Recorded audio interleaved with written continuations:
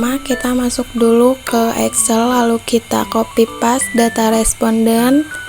Nah, selanjutnya kita buka aplikasi SPSS. Di bagian data view kita masukin data responden yang tadi, dan di bagian variabel view, bagian nama kita ubah menjadi X1, X2, dan Y.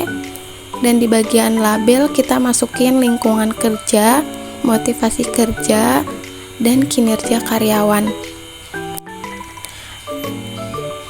Di bagian desimal kita ubah menjadi 0 semua, dan selanjutnya kita pilih regression, lalu selanjutnya linear. Nah, di bagian dependent kita masukin Y, dan di bagian bawahnya itu kita masukin lingkungan dan motivasi kerja, lalu kita klik OK. Nah, di sini datanya semua muncul, lalu kita buka Word.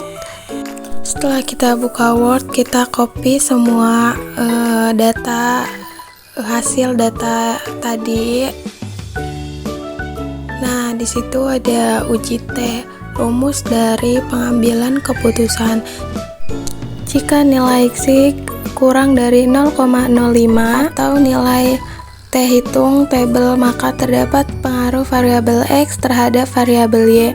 Jika nilai lebih dari 0,05 atau nilai T hitung tabel, maka tidak terdapat pengaruh variabel X terhadap variabel Y.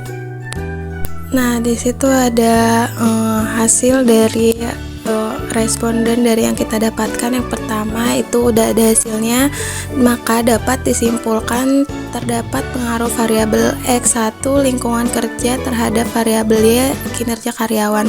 Dan yang kedua ada itu juga ada hasilnya, maka dapat disimpulkan tidak terdapat pengaruh variabel X2 motivasi kerja terhadap variabel Y kinerja karyawan.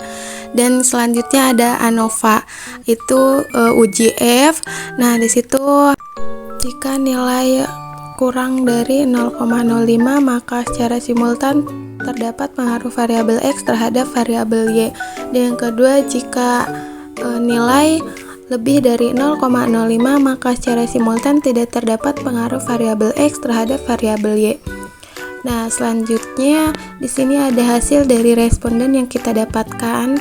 Di situ ada hasilnya 0,005 lebih dari 0,05, maka dapat disimpulkan tidak terdapat pengaruh variabel X terhadap variabel Y.